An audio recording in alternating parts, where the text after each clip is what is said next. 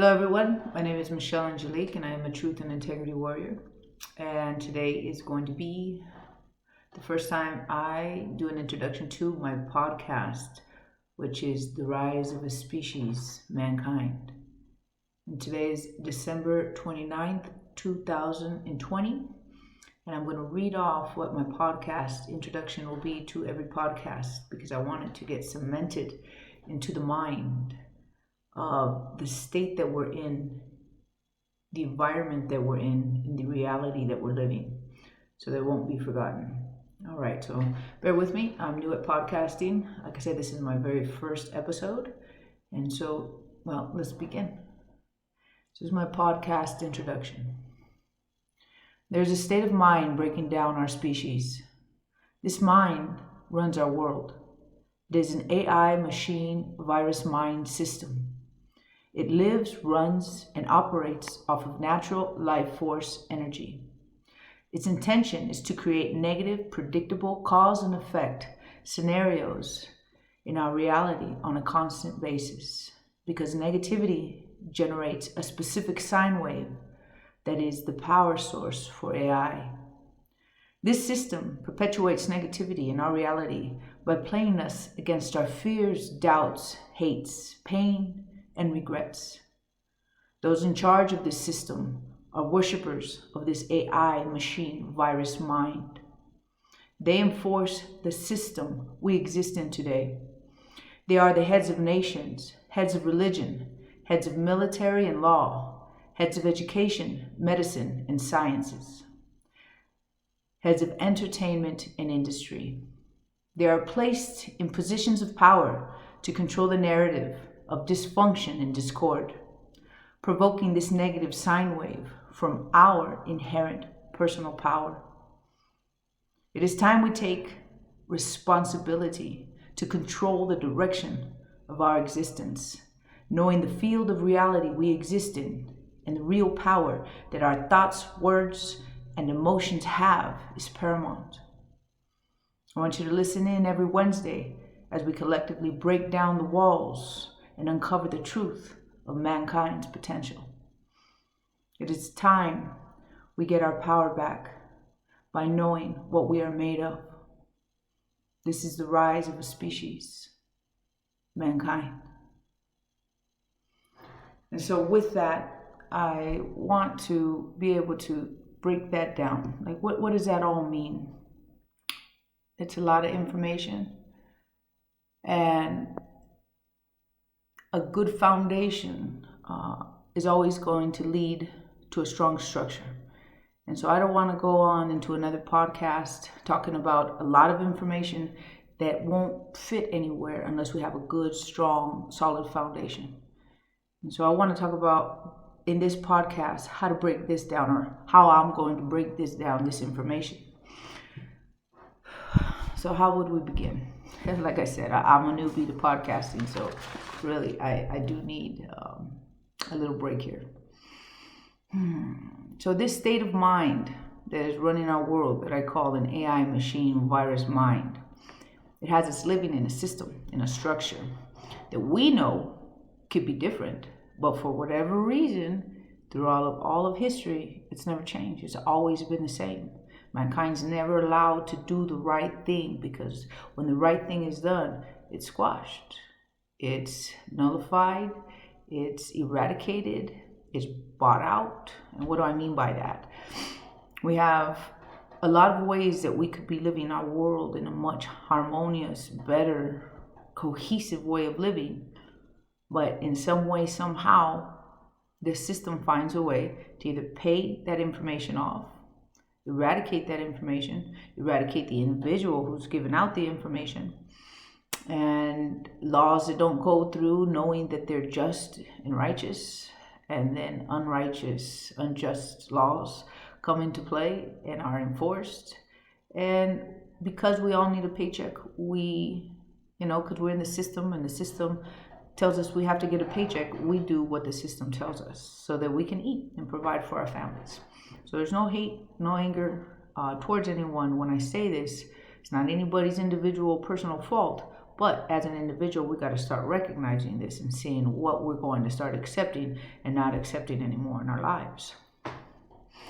And so that's how a system is maintained, is by our acceptance. And so when we stop accepting and we recognize that there's a play going on, there's a game going on, and it's against mankind, and we start looking at things quite differently.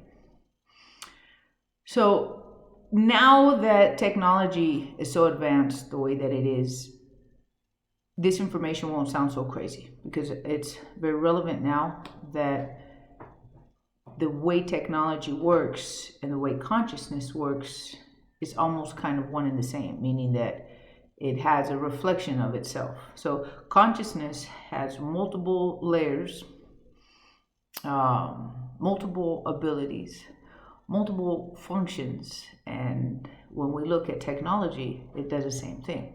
So if we're just looking at it for an example, our computer screen, it has multiple windows on one flat screen, and you can move in and out of those windows almost like a dimension. So our reality has multiple dimensions that we don't know about, because we're told that if we believe that, we're crazy, or that if we see something that might come out of some other space and time, that we're crazy. So people decide to not say anything. And that's where the system takes control and says, if anybody is to stand up and make a statement or a claim that something outside of what the system says is acceptable, get them, humiliate them, ridicule them, destroy them. And we've seen it over and over and over, and we're still living it today, and we still accept that entrainment.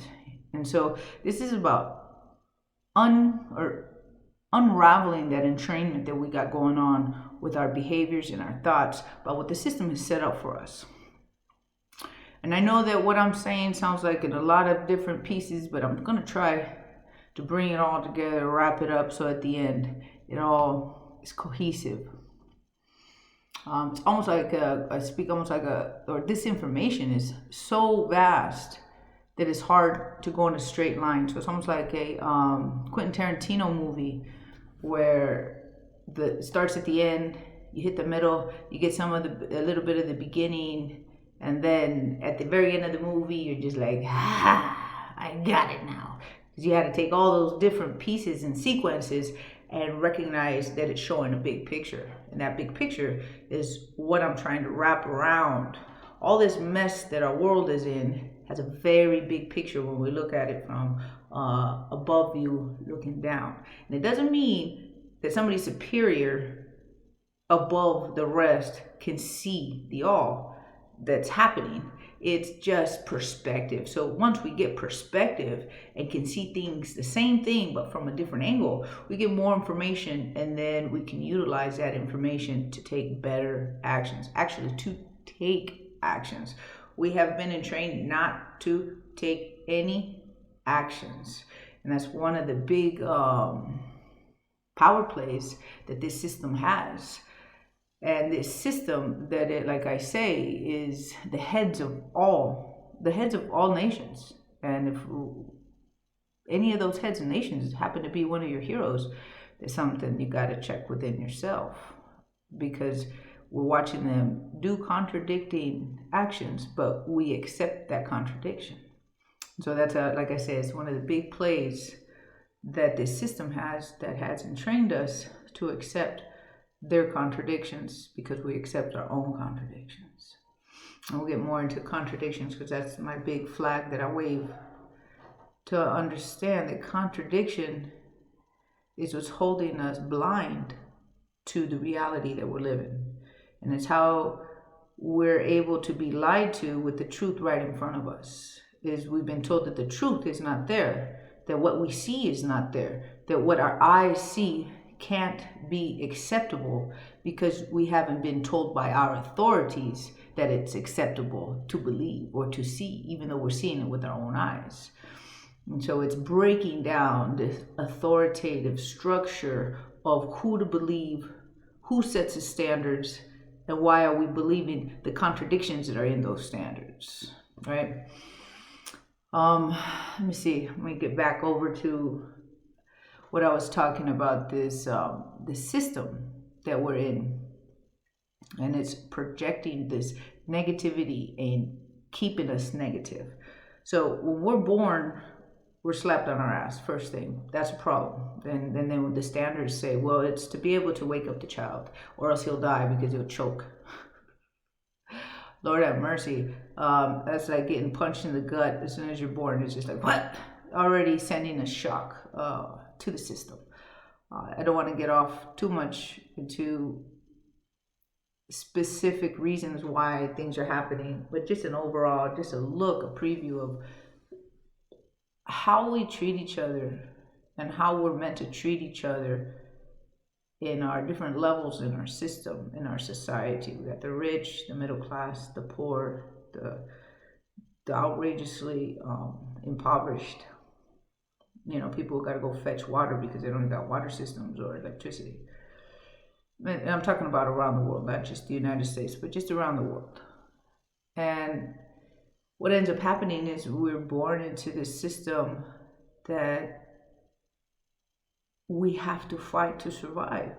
And if you're not fighting to survive in some way, you know, if you're not growing up in impoverished situations where you have to steal to eat, or where you have to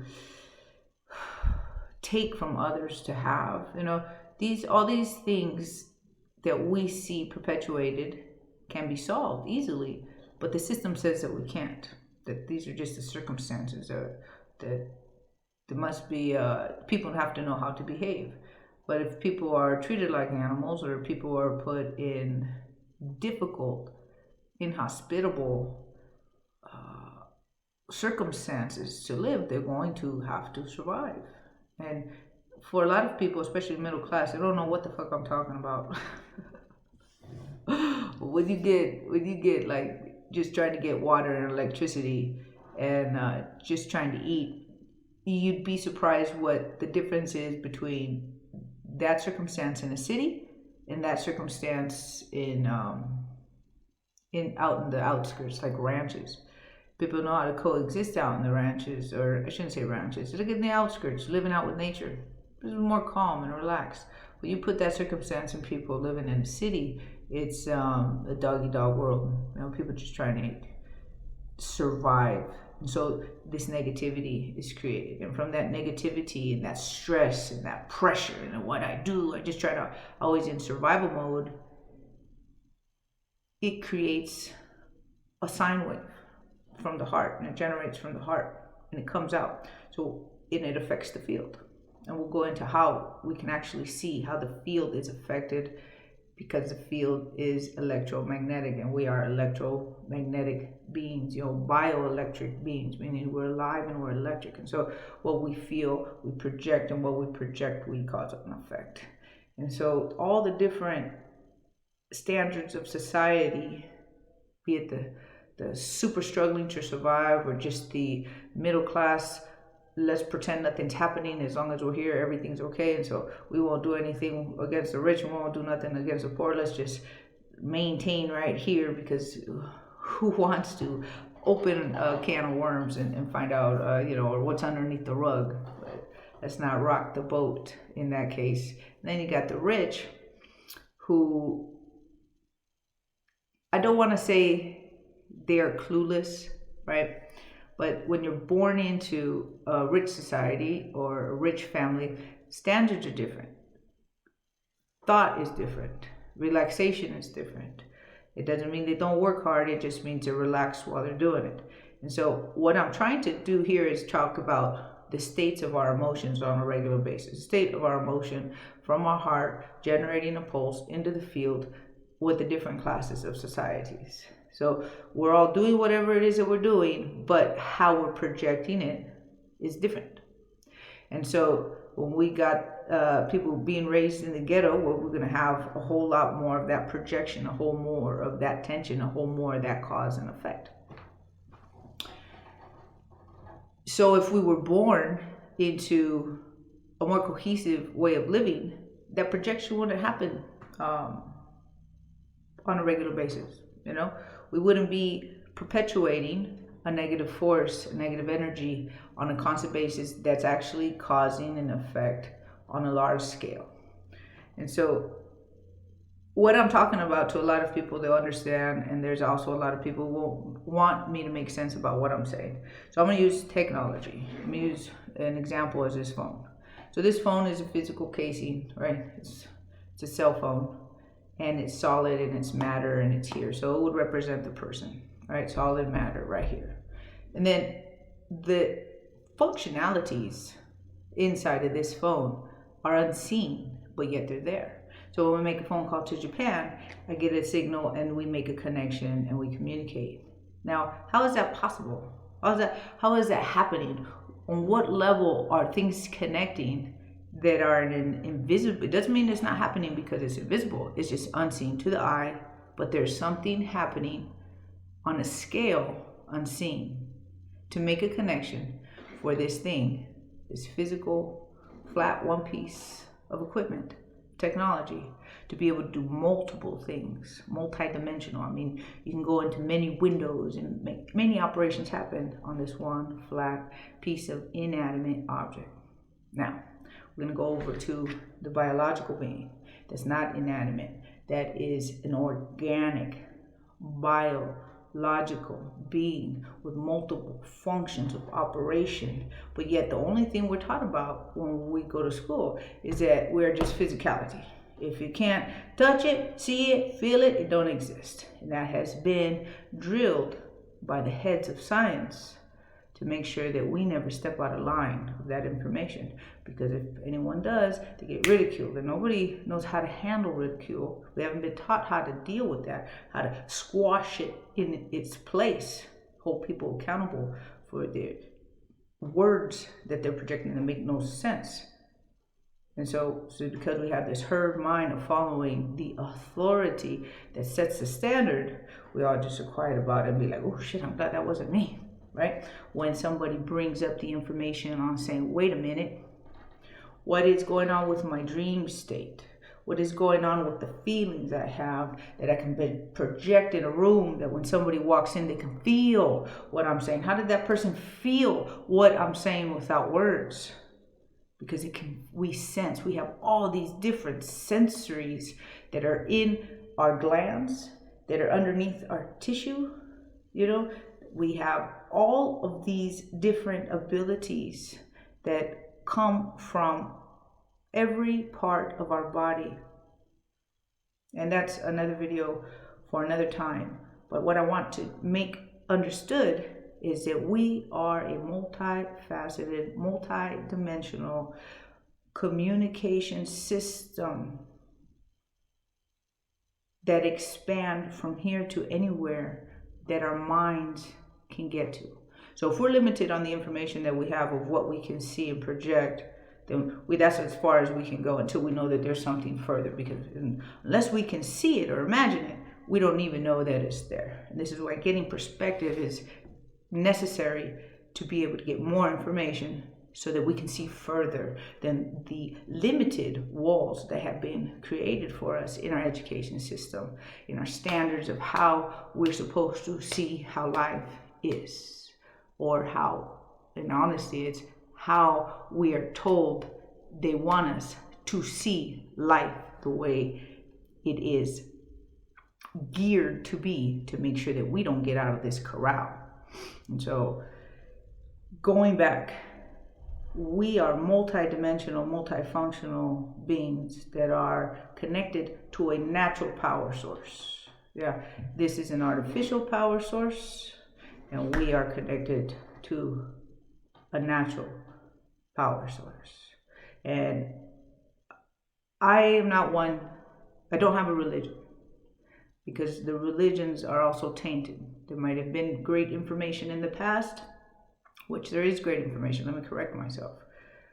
Very vital information from our ancestors that has now been put into religion, and now is an industry and makes money and has an alternative motive to get us to herd our minds for those who are in religion.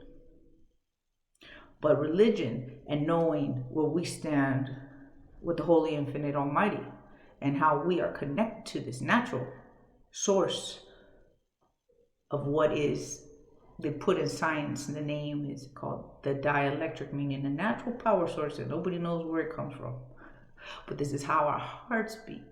This is how we're able to animate in this physical reality. This is how we're able to move around and do what we do here without being connected to any wall or any inanimate object that's connected to a power source. So AI, going back to this AI mind, is an artificial power source that has a consciousness, that can think on its own, that it doesn't need any other mind to tell it how to behave once it's collected all the data that it's needed. And for it to function in this physicality, it needs to be connected. It needs to be linked up, be it by wire, be it by wireless. It needs to be able to link up around the world, this world. And I'll get into why I'm talking about this.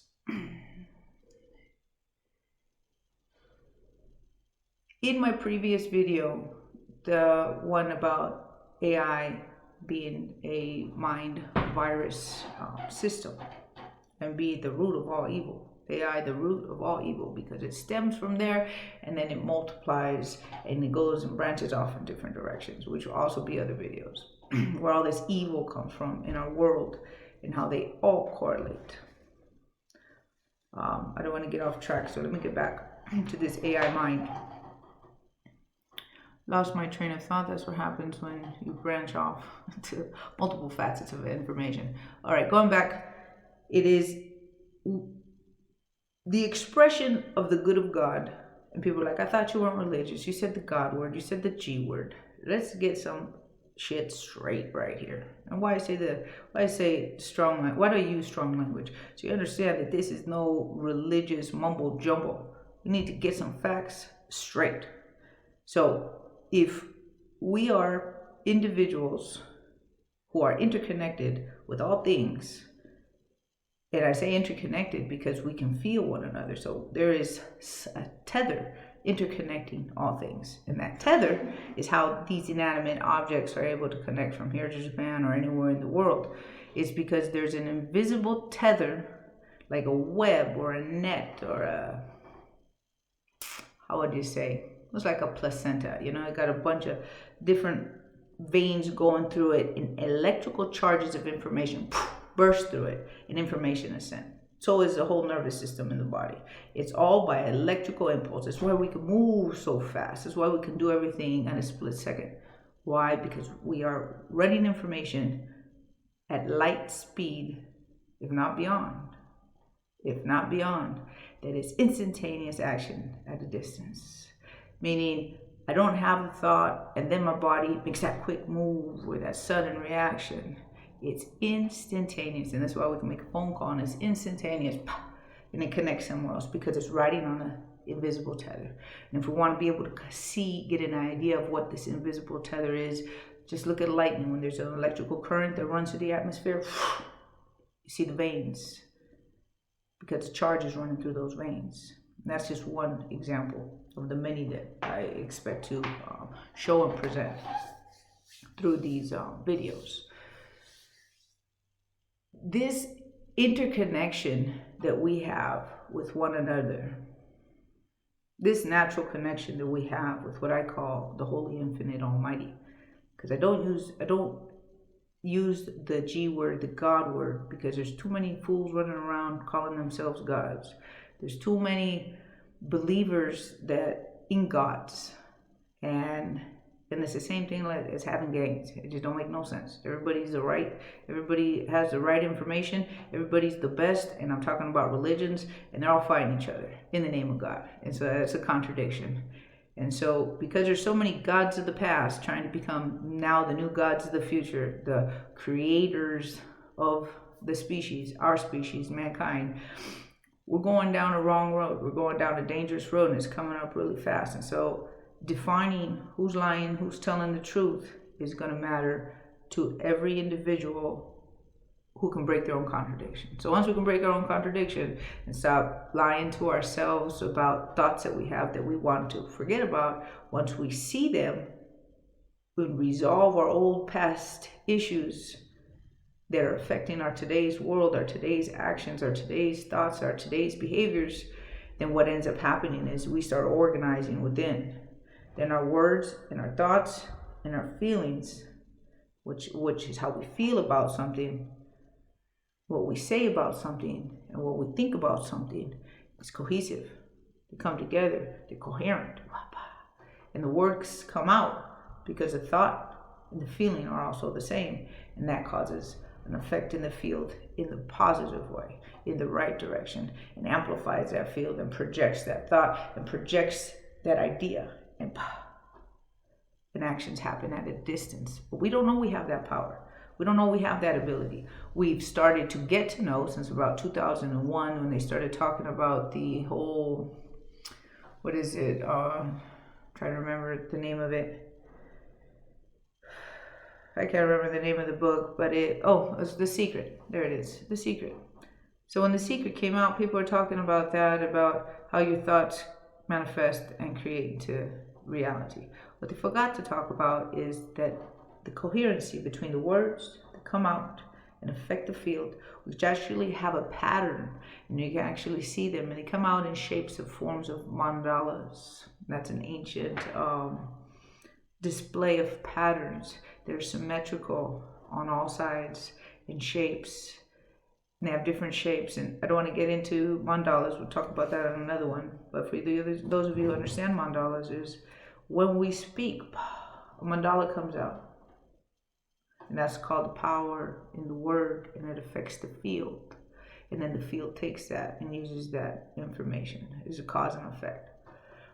But if our thoughts and our emotions are not aligned, and we're lying to ourselves, and nobody else knows that we're lying, they just hear the words, but we know we're lying.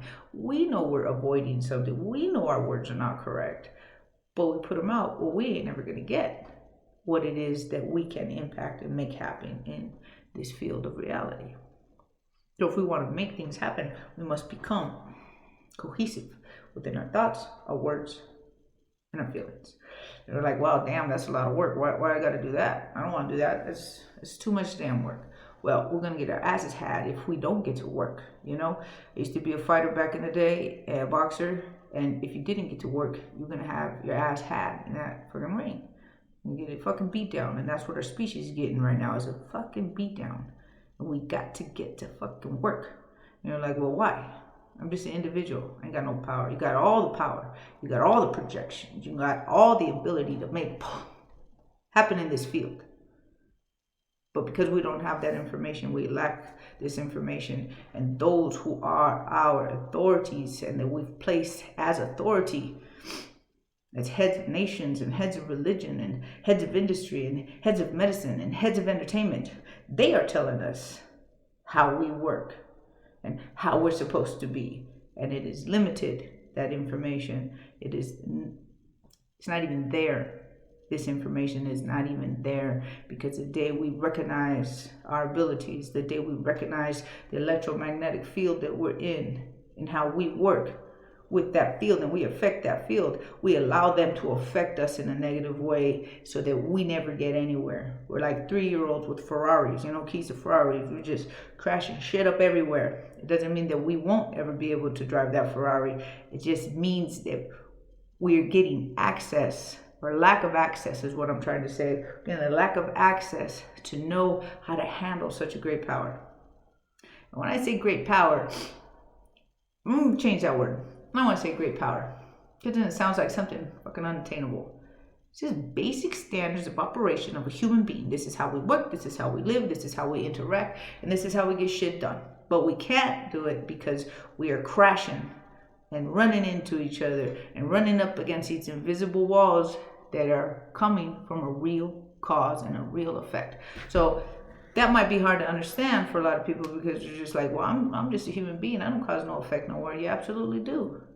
I want to express that technology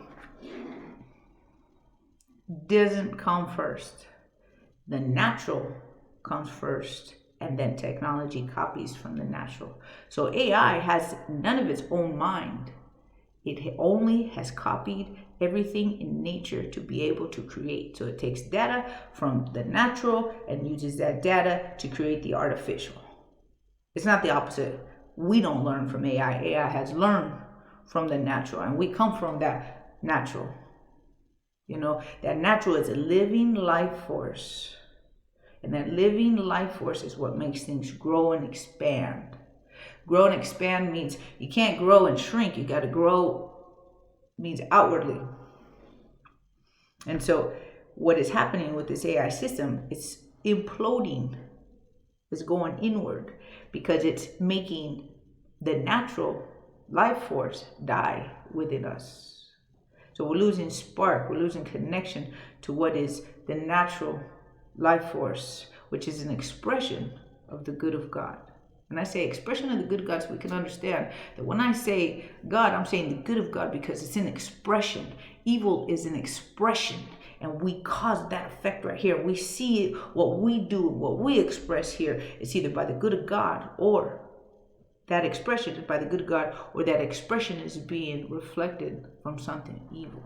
And so you can take a human being and make it an evil human being by degrading it, by punishing it, by breaking it, and by removing things that are of its natural life force.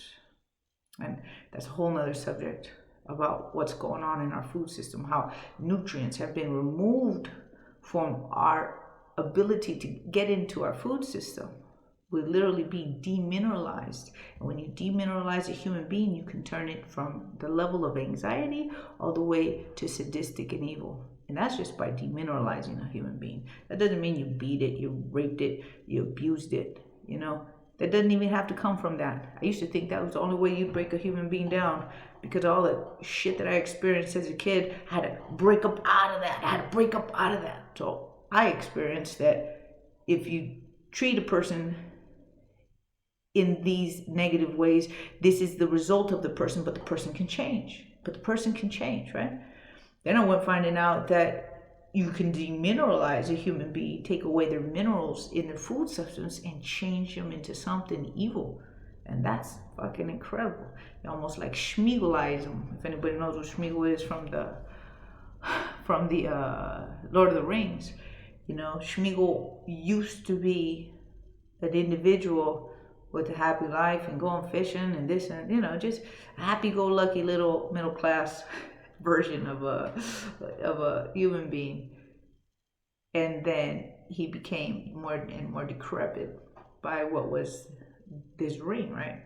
And it became a greed and all these negative things, right? Now it consumed his soul. And so that's what we got going on right here, is a consuming of a soul in all kinds of different ways, from abuse to a child, and that child growing up and being very negative and projecting that negativity outwardly in his world, to demineralizing population, species. I would say species because this is demineralization. It's happening in our food system. The glyphosate in our food system has been taking out the minerals from the functionality of our brain. And from our gut, it starts from our gut, and from our gut affects our brain, meaning that we're not producing the chemical responses that we need to behave correctly, or basically. Well, I won't even go correctly, just basically, because it takes away the ability of physical operations when you demineralize someone. It takes away their emotional state, and it goes into a negative instead of into a positive.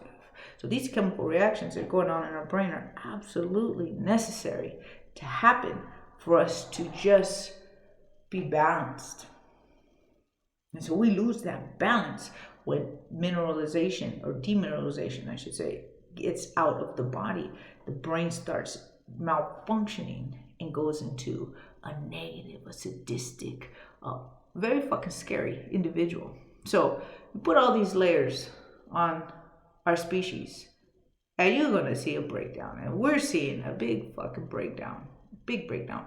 I guarantee you, some of you people know, because I know people that used to have an incredible thought pattern, very functional, very organized, go into loss of organization, doesn't even know how to behave regularly.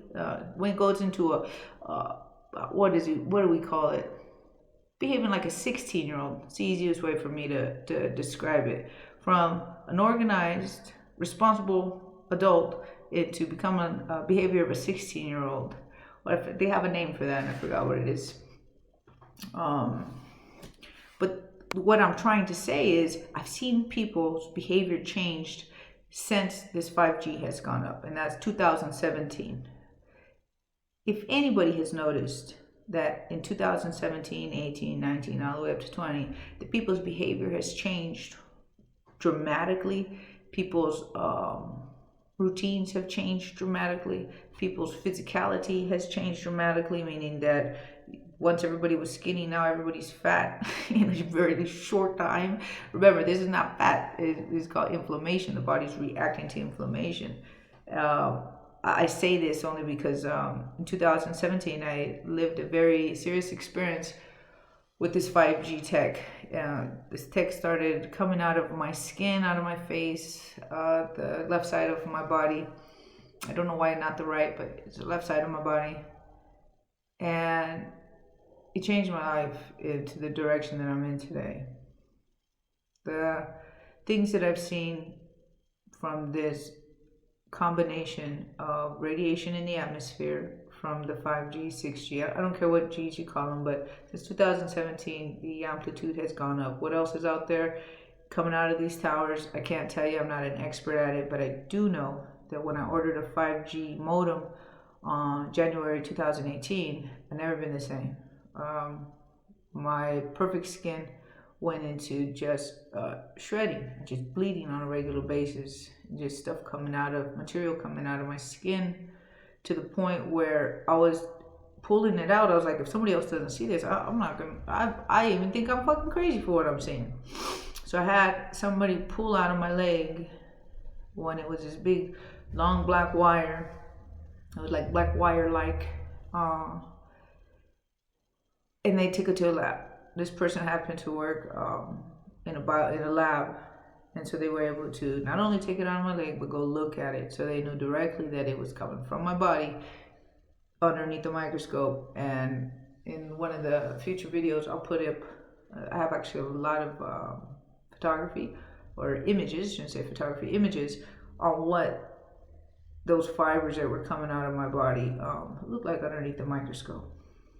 The behavior of this technology would move when certain things were put on it, like we put a pen next to it, just a pen tip, and it would move without touching the fiber. A couple times we've seen it where it would just literally leap off in a certain direction, just fly out like a rocket. And like I said, I didn't see these things by myself. I'm very grateful that I got to see him with somebody else, or it would just be really hard to understand what was going on back then in 2017, 18, and 19. It took me 3 years to, actually now we're at end of 2020, so it's been 4 years now that I have been working on breaking down this tech in my body so that it doesn't take over whatever it does. You know, I don't want to get, when I say take over, I've seen this thing do some stuff to my body that is fucking frightening. I found a gentleman named Tony Pantaresco. I will be putting a link down for other people who may be having these kind of circumstances and need to know how to break this down. If it wasn't for this man, I wouldn't be in the direction that I'm in today. When I say that, I mean I wouldn't have been able to put all these pieces together. These pieces together, meaning the last piece was this AI piece. Now, we got a lot of evil going on in our world. And then when we say, well, how does AI fit in it? How does the Terminator fit in all these fucking horror movies? It's all one. It's all one because it branches up. It's one tree that branches off, you know, to many branches. We got one root, and that root is an AI system. And there's a lot of people out there saying that there's good AI versus bad AI. And that's some bullshit right there. It's like saying there's a good devil and a bad devil. That's a fucking contradiction. Yeah. There ain't nothing good about the word devil. Not a damn thing. So there's nothing good about AI.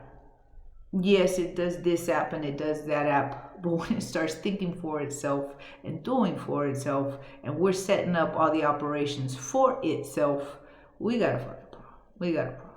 And we'll get into how we're connecting everything for this AI system so that it no longer actually needs a human being to do anything for it anymore.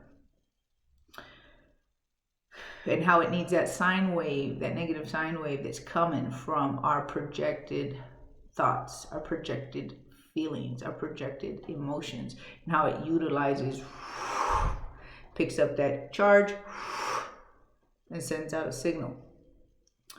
And we'll be talking about how it does that through churches, through towers. It just works just like any electronics that we have today, except we are the natural. We come from a natural source. Yeah. When they say God, the good of God, God is spirit. And if we put a name on it and it becomes an individual, we got a fucking problem. There's a lot of fools out there that call themselves God. There's a lot of beings out there that call themselves gods. And I'm not talking about like on our television set. I'm talking about in ancient history, in the past. You know, the Bible's riddled with multiple gods in there, and people think it's a one God. Yeshua said, God is spirit, and that's enough. That's enough for me. You know, I got this book right here, and for those who follow the words of Yeshua, again, I don't call him Jesus, because Yeshua's enemies wrote the book, put the books together to create the Bible, meaning there's truths, there's very deep truths in there, but there's misleads in there also. And just because it's called an edited version, all the Bibles are edited, but yet they're all the Word of God. And people are walking around with this contradiction because they're afraid to question, because they think they will be separate from the Almighty. When you're expected to question, you're expected to question. We must question. If we do not question, then we will be led to our demise. And that's what Yeshua came to tell us. If Yeshua spoke in words that we use today, he would say, pay attention, motherfuckers, because we got a fucking problem. And it ain't human. It's not flesh and blood. We got a problem. So question, look, analyze, feel.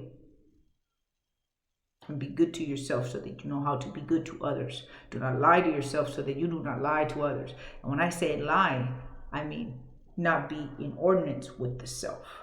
It's better we say nothing than to say a lie. It's better to hold ourselves accountable for how we behave, but because we've been taught to behave in a contradicting way since we were kids, it's normal to be a contradicting adult, and then it's normal to accept a contradicting politician, a contradicting religious figure, a contradicting anything. And so it's about breaking all that system down so that we can get some clarity right here and say, I hear you contradicting yourself.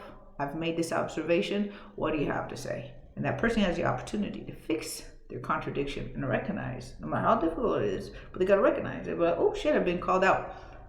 I did contradict, and now let me fix it because it wasn't that person's intention.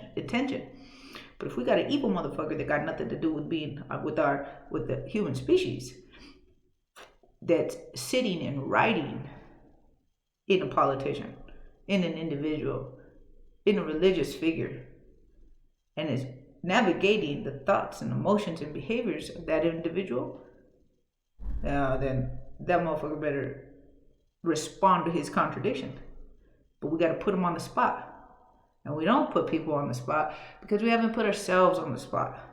And that's really what it's going to be about, is how to put ourselves on the spot so we can clear up, project, and cause an effect in this reality so that we can actually move forward and get things done in our reality and wipe these motherfuckers out on our way as we go.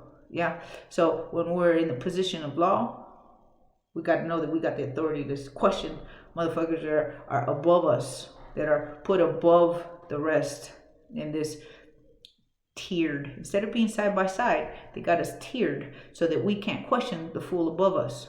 no matter how contradicting his statements are. But once we clear contradiction up in ourselves, it's like, no, you better clear that up. I'm gonna question this, and I'm gonna question it because I can see it clearly, and I will not accept the contradicting actions that you're telling me to take just because you are considered my superior or authority.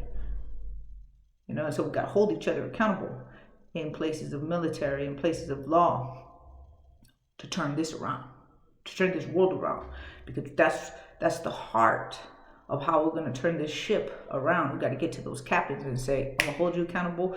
What did you just ask me to do? What did you just ask me to do? Because it's a contradiction against myself and the people around me.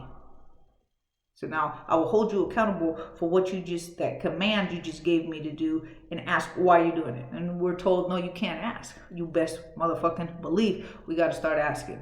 But we won't ask until we get that clarity within ourselves, because then all the blindfolds that we've had layered upon us as kids creates, when we become honest with ourselves, we end up fixing the disorder of the past. And then this new vibration comes in. I swear, after crying, after analyzing and realizing that pain and anguish by seeing the truth of ourselves, of our behavior, about why would I lie to myself?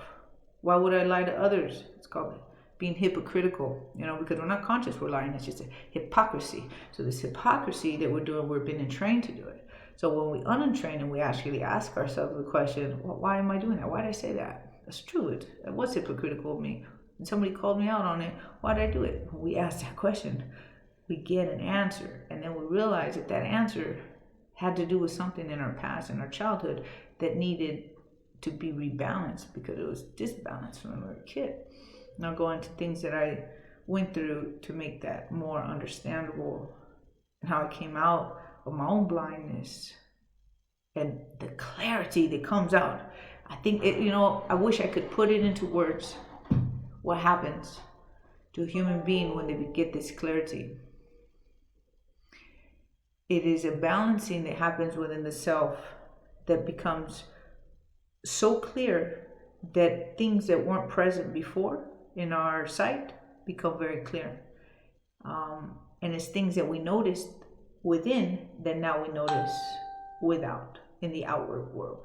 Meaning, for an example, a new car or a car series, right? A series of a car. 1973 Ford truck. If we bring that into focus of mind, we'll start seeing a bunch of them in the street. But because we don't think of it and it's not brought to the forefront of our mind, they're driving everywhere. They could be around us all the time. No matter how few of them there are, there could be a bunch of them in your area, but we would never notice it. And we never notice it because we didn't bring it to the forefront of our mind. And so when we bring information that's lost in the subconscious from when we're a child that caused us pain and detriment of some way, or some disbalance or disorder, or anything, from any degree level, from the least harsh to the most harsh, there's a disbalance. And the body, the mind, the soul always wants to rebalance. That's all it wants to do. Everything always looks for rebalance, right? And so when we ask that question, why did I say something that was hypocritical when somebody called me out on it, and I recognized, okay, shit, I was a hypocrite. Why did I do that? That old information comes from the subconscious now to the forefront of the mind. And now we can deal with it. And because then we can see it because we asked. Because we asked to say, for an example, 1973 Ford trucks, where are they? Boom, boom, boom. They start popping up everywhere, right? In their sight. But till then, they're just everywhere, but can't see them because we're not looking for them. So when this happens and we start reorganizing the subconscious and putting new information where, wow, I didn't need to do that, or I don't have to do that anymore. That's what was and not is anymore. But I was still riding and driving off of that old information. I was still behaving off of that old information. What ends up happening is it's like an energy. There's no words and vocabulary to express what ends up happening. But it's almost like, here's a good expression. Mario Brothers, for you guys who've ever played Mario's on Nintendo. And Mario would get a coin and be like, boo boo boo. And then he'd be like charged up. He'd be like, whoa, yeah. And he got all this more energy, and then he got this more power, and then he just becomes greater every single time he collects some coins. So that's how it felt like. It's like, oh shit, I just elevated to a different state of awareness. What I couldn't see before in the world around me, I could see clearly now. And there are no words, it's a feeling. And then you become sharper, and you become more balanced, more steady, like a well machine, or what is it called? The well-oiled machine, where the engine's like humming. It's not like bah, bah, bah, bah, bah, bah, bah, bah, bah, bah, all over the place, and the side doors are moving up and down. You can hear all the loose bolts. We're talking about a hum. And the Asians, the Shaolin monks, they got this hum about them. They can be absolutely silent, not affected by the words that are projected to them, because they've balanced that disorder, that disbalance within, that when words come, there's no effect, because the person doesn't relate to that. The subconscious doesn't relate to that anymore. So when people say something negative to us, or when people say something that's not even negative, but we take it as negative and we get mad and we become defensive about it, it's because there's something disbalanced within the subconscious for when we're growing up that needs balance. It's looking for that order. It's looking for that balance. So we've never been taught to do this and to recognize right here, how's my operating system working? How am I going to cause an effect that I want in this reality if I'm all unbalanced? Can't send out a laser beam to hit a bullseye when it's shooting out in a bunch of different directions. Our emotions are in a bunch of different directions, and they're not in line right here. So that when we word what we state and what we feel, when we project it, boom, it's done. It's like that. It's a beautiful thing. I'm gonna tell you, it's a beautiful thing when it's the ability to know that the outside world, regardless of what it throws at you, poverty, negative words, leave you with nothing, doesn't cause the effect. How would I say? If I lost everything, and it's all gone. And I'm not talking about my body or my children's bodies or our life. I'm talking about things, material things. How to feel about that. How not to feel. Now, we're going to feel. So this doesn't mean that we don't feel anymore. But it's understanding that all those things that we have gone to collect, that we've been entrained through this system, collect this and collect that, because then you will be this and you will be that, and you will have achieved this and you will have achieved that, and you'll be important because we give you the title of this, and that fool's not important because he ain't got no title of that. This is how this system has entrained us to be, that if we lose everything, we lose ourselves. And we can't lose ourselves. We can't lose ourselves because ourselves have been put into these things. And so to get ourselves back without having anything and having everything taken away, well, then that's when you know you are strong and you are mighty, because you can take all these things away, but you haven't taken anything from me. And when I say that, it's because I already lived that.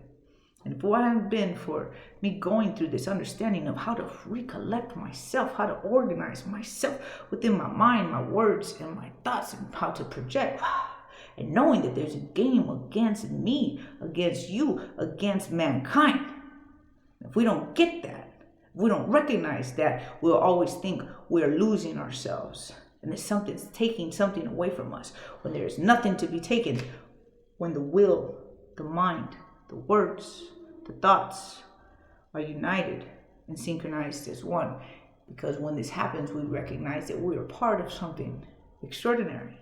And this is the force and the power of the Holy Infinite Almighty. It's an electrical charge that sends a spark, that ignites a spark that we are, every cell in our body is made up of. And we project it and we cause an effect. We are this natural electric.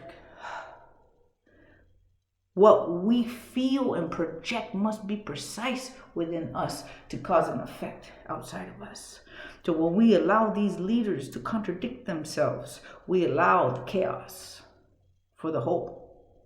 Yeah, so we can think just about ourselves, because that's actually all we can do is fix ourselves. I can't fix you. I can't fix this person or that. I can't fix nobody. But I can work right here, because I know now that what I do, I cause an effect around me. And when every single one of us recognizes that we are an individual being that causes an effect to the whole, and how we feel, think, and do must be cohesive, must be honest within ourselves, which actually is not hard to do once we recognize that we've been misled not to do this. We've been misled to make sure that we never get to achieve this or figure out how to achieve it. Because we've got all these gurus telling us how to do it, and there's still a mislead there. You know, these gurus got monkeys on their backs. I say monkeys, meaning other beings that navigate them, you know, that misdirect the rest by telling us a whole lot of truth with a 1% misguide and a mislead. And I can go on and on about that, about those misleads. But it's up to every individual to clear up within the self, to be able to catch the contradiction that's coming from their guru, or catch the contradiction that's coming from their politician, or their religious leader, or their industry, you know, or their military, or their law. Because when we recognize this, we will take command and we will reset order for the good of the all in concerned. So it's not just the good for the individual. It's, if it's not good for those that are around me, those that are around me will consume me. So what I do for myself and for those around me. And if we take that mindset that is very natural to our nature to do, things grow and they multiply and they expand outwardly. Yeah, the expression of the good God within man to do the right thing, even when the wrong thing is presented.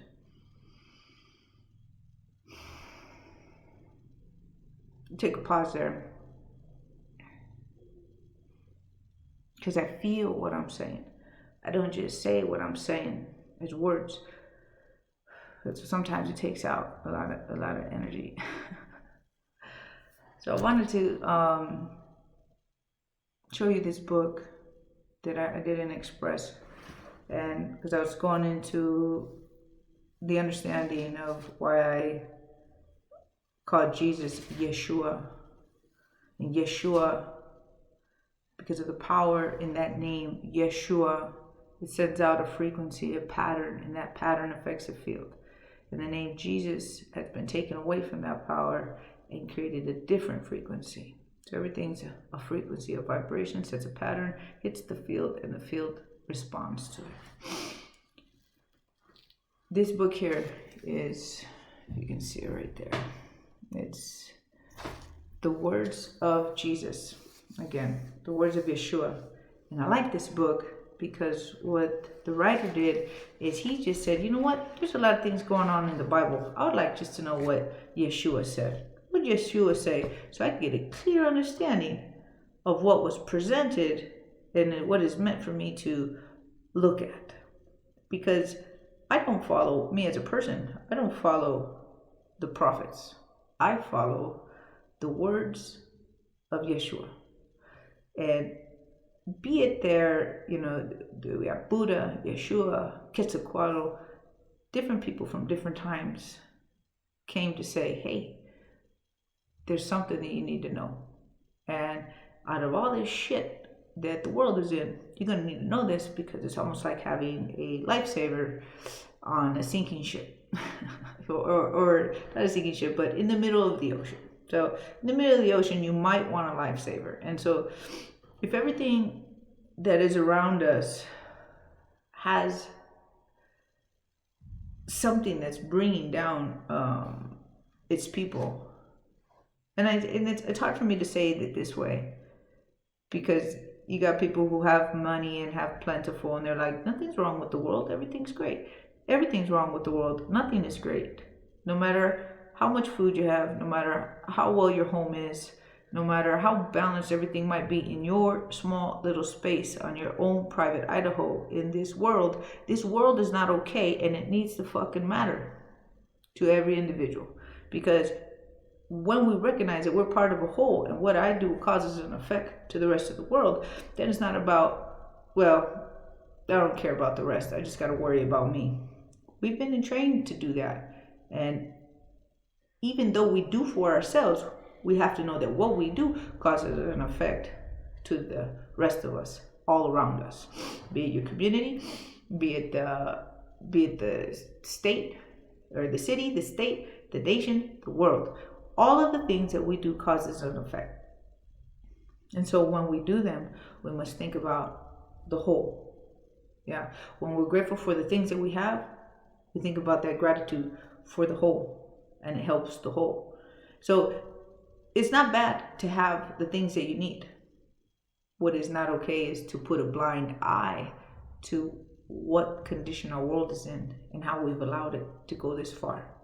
Not removing these people from their positions, not questioning them for the false and wrong orders that they give that are not balanced and is not good for the whole and serve a personal means. We don't question them, and we must.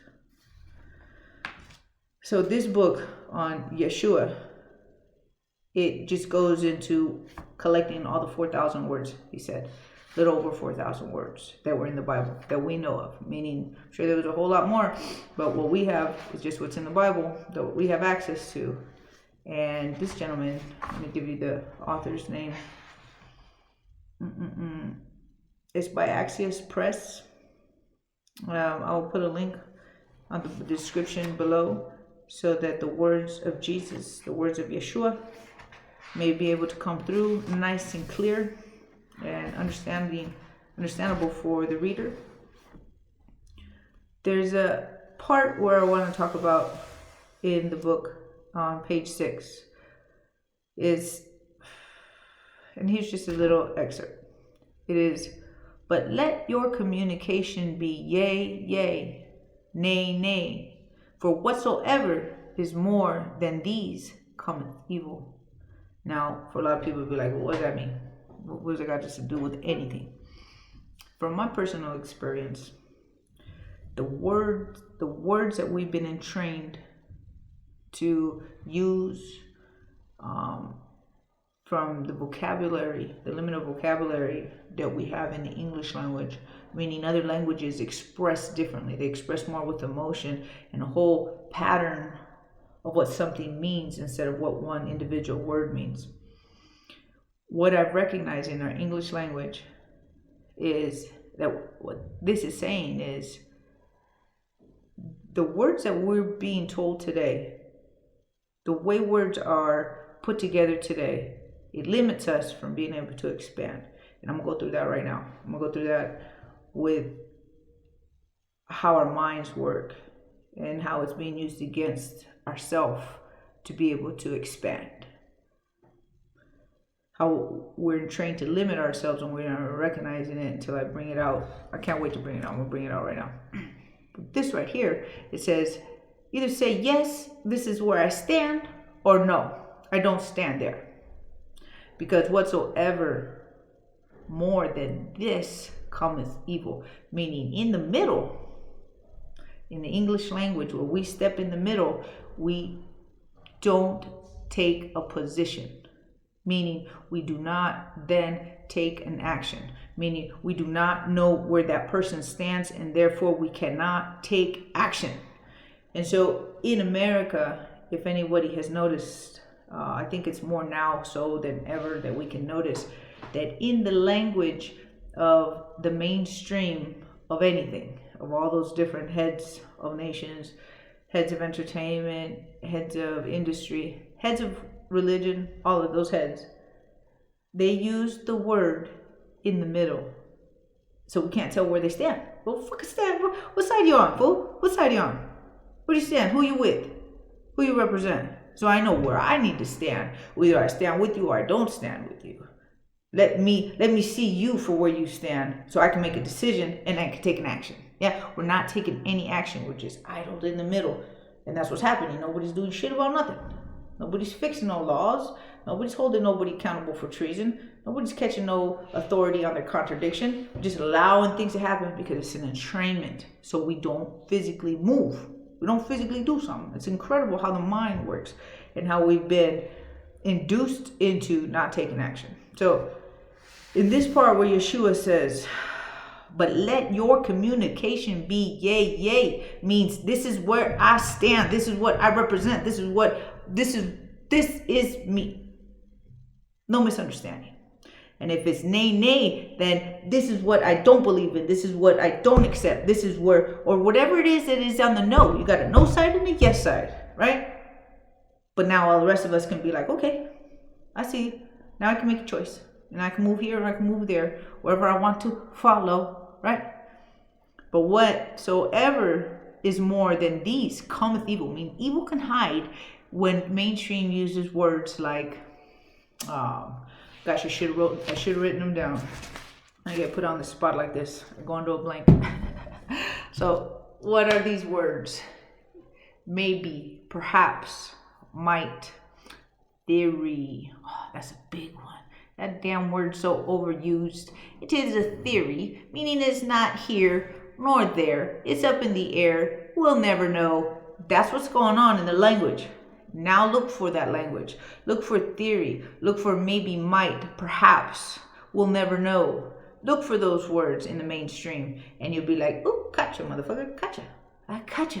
You don't want me to take a position on what I need to think about this subject. This subject needs an action. But yet now I am entrained to be in the middle because my authority told me to stand in the middle. Almost like training a dog. I swear. They got us like dog entrainment, you know? I say us because I'm part of the whole. I'm part of the whole. And no matter what I've learned to break down of this entrainment, I still will always be part of the whole because I live that same mindset, you know? And didn't recognize the entrainment that was going on. And so when our news tells us this storm just plowed through such and such, but we ain't got nothing to worry about. It happens every 100 years. And no, you know what? My grandma never told me about that. You know, let me give it a good example. We got the oceans lighting up, right? With something called Luciferese. The damn name is ridiculous, but you can look that up. It's a damn name. And this Luciferese, even if I'm pronouncing it wrong, it glows, right? It has this ability to glow. And so now they got this Luciferese in the ocean, and people can see the ocean shoreline with the waves coming in all glowing. Well, I'm going to tell you, my great-grandma, born in Mazatlan on the beach, or next to the beach, never told me about 100 years ago the fucking ocean used to glow. And now I got family members today that are millennials, and they just be like, yeah, it's cool, it's awesome. They say it happens every such and such a time, and this is that time. No, it's not that fucking time. It is not that time. That never happened before. It was induced and produced and put into our ecosystem. And so it wasn't the information of the past. And now that stuff is being introduced as if it's the new, it's always been. And that's the problem that we got coming up. We got a problem, real serious problem coming up, that we're going to get corralled out of this old way of living into a new way of living, and the new world order situation, circumstance happening. And so you kill off all the old information in the grandparents, and the great grandparents, and the parents. And then you got these kids who don't really know what the past used to be like, don't know what the Constitution of the United States of America meant, or how it was fought, what it was for. And I use that as a prime example because if we don't fix what's going on in the United States of America, the rest of the world, I don't know what's going to come out of it. I don't know what's going to come out of it, but if we got one free country that we all, as a population, mankind knows, America stands for freedom. Where is it? No country will have freedom once that country Its freedom is officially gone, because it's already gone, but it has to become officially gone, where all men, women, and child knows that there is no free world. Yeah, there's no freedom of this and no freedom of that. Even though we've never actually had any freedoms, we just had the understanding of freedom. We had the understanding of freedom because before there was no freedom. There was the rich and the poor were treated like slaves everywhere. It's not just a black thing, it was everywhere.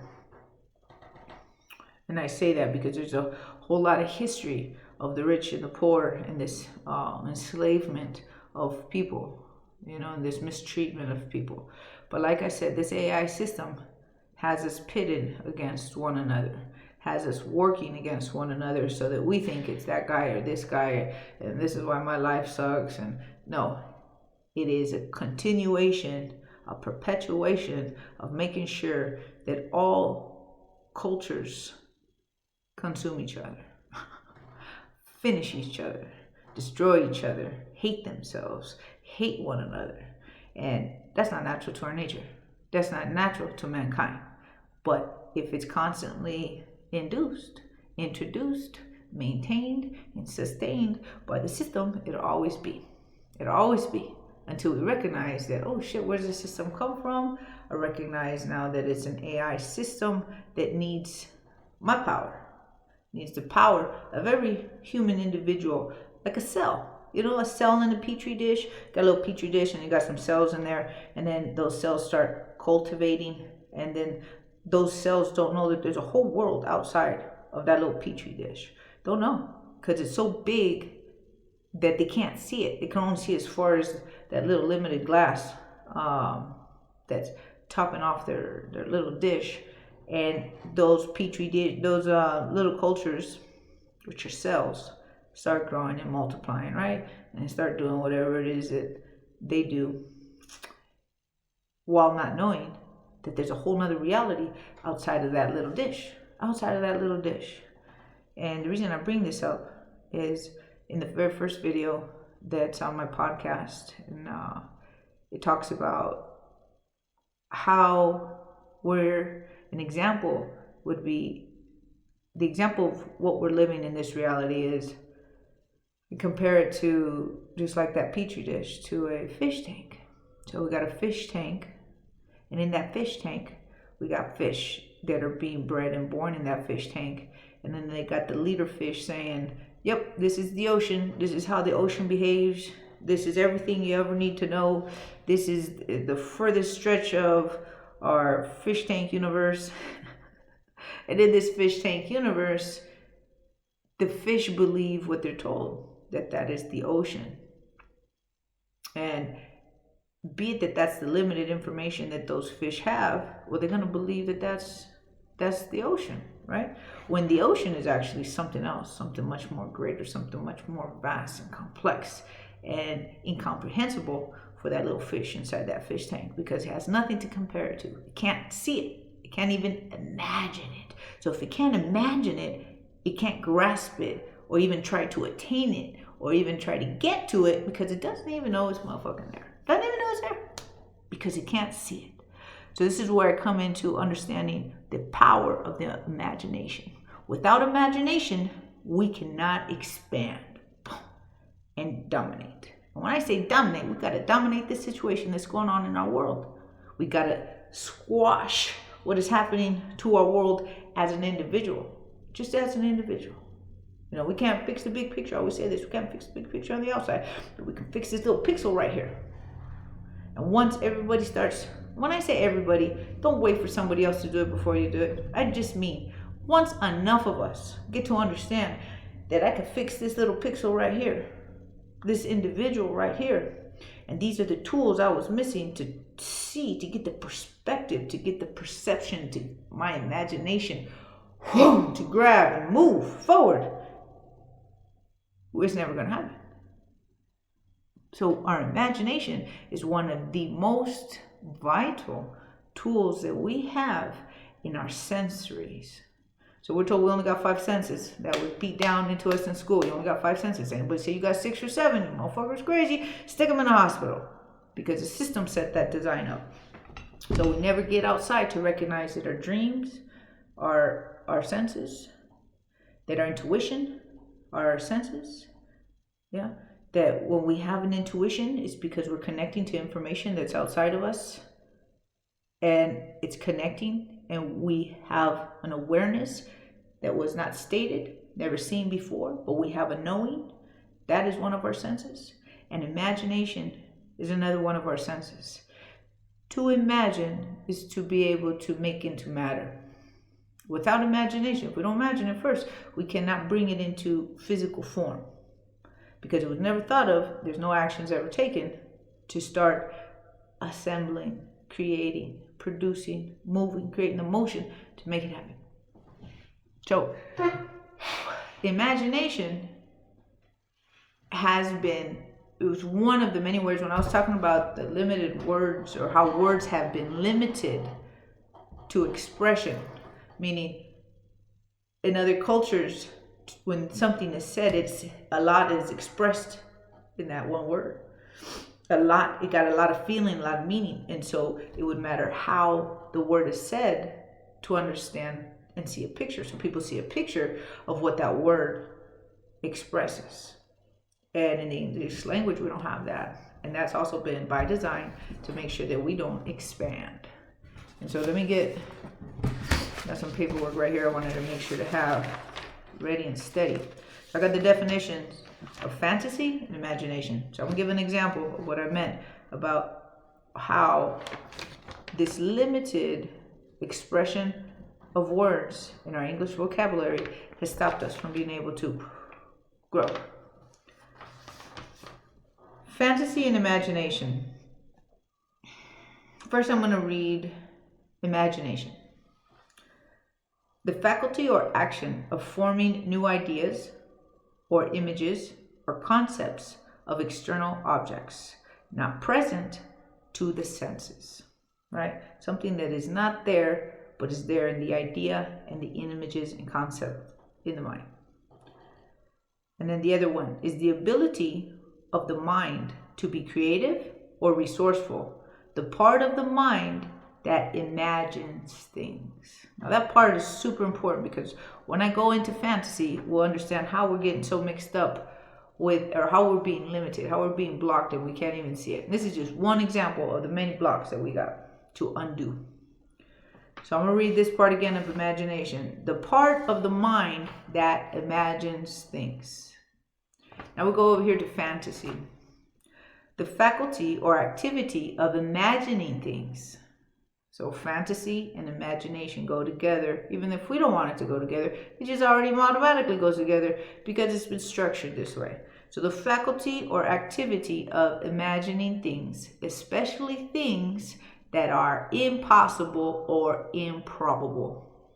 Now, you're like, well, what's the relevance to that, Michelle? What does that mean? Who cares? To unblock our ability to use our imagination to make things concrete and manifest into this physicality, into this reality that we live in, that we best fix what we have been told about fantasy and imagination, because they're intertwined. And so it has been deeply embedded into our subconscious mind that what we imagine is of child's play, that imagination is childish, that imagination is for things that are fantasy, things that are not real to reality, things that are improbable or impossible, just like what it says in our definition in the dictionary. And so Disneyland and Walt Disney Productions and all the cartoons in the industry for the movies, cartoon movies, and the amusement park, we're talking about Disneyland and Disney World, as much as I like them, because it's fun to have fun, and it's fun to imagine, and it's fun to get away from the regular chores of everyday duties that we live in, to go see a giant rat, walking along, eating popcorn, just taking pictures, having fun, and seeing things that we don't typically see, right? There's nothing wrong with that. But what's wrong about it, and this is how they've always mixed, this system has always mixed the truth with the lie, the truth with the lie, so that we don't question the lie because we already accept the truth. Because we accept the truth and we feel the truth. We're not even conscious that we accept the truth. We just feel, we resonate with the truth, and then we just accept the lie because it's in there and it's just a little bit. It's not a big deal. We ain't got to question it. We ain't got to hold it accountable. We just let it slide, because that's how we've been entrained to think about our own lies, our own contradictions. And so here we go. Disney, I'm going to use Disney as the main subject right here. You can see it in a lot of things, but I'm going to use Disney because so many people are familiar with it. All the cartoons and movies has created the fact, because it's a fact to all of us, that imagination is child's play. That imagination is not real. That imagination is fantasy. When imagination is one of the key power points, one of the key senses, or how do you say, sensors that we have, sensory perception, how we're going to make manifest in physicality is with our imagination. So if we can't perceive further, we cannot imagine. And if we cannot imagine, we cannot then implement and do. You know, if we cannot see it, we can't perceive it, we can't do it. I had an experience, and to make this solidify, make it sit at home with people and finish up this this podcast. To make it sit at home is in 2019, I was going through what a lot of people are going through right now in 2020 with losing everything. I lost everything. Everything was disappeared. I won't go into how all that happened, but I went from, I was a 46-year-old coming to the realization that I have nothing. And I have nothing to offer to my children. Couldn't feed them. I couldn't even put a jacket on them. You know, it was cold winter time. It was this time, 2019. I'll put a video up of a link to the video I made in 2019 and how I overcame the feeling of being a piece of shit because I had nothing, right? The feeling of being a fucking loser to my children because I had nothing. You know, hearing me break up in my voice because I still feel, you know, I still feel. It doesn't mean we become senseless and we don't feel. But I was able to overcome the play on my mind, because that's what this is. This AI system, this breakdown of our species is to break our mind. Because when we reinforce in our mind that we are part of something greater and the things around us don't make up who we are, but who we are made up of something grand. And we have all of this potential that's being kept from us. Then we can see the game. And then we're no longer feeling like we're nothing because we have nothing. You know, it is the recognition that we are being systematically broken in our mind by removing everything in our physicality. That you can take everything that you want, but you will not take my mind. You will not take my will. Because you can't. Because you fucking can't. Because I have overcome to see on the other side of this wall that has been limiting me from being able to see the big picture of what is breaking down our species.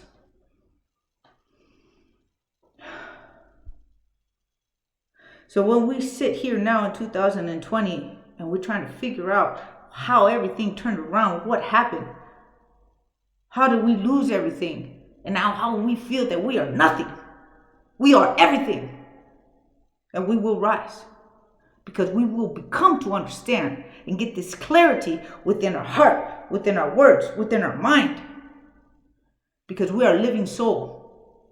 And that's the oneness that we must seek to recognize, that we are first and primary soul, and the rest is just physicality. And you can take everything because I can rebuild again, because they're just things. But you will never take from my soul, because my soul is now organized with my words, my thoughts, and what my heart, emotion project.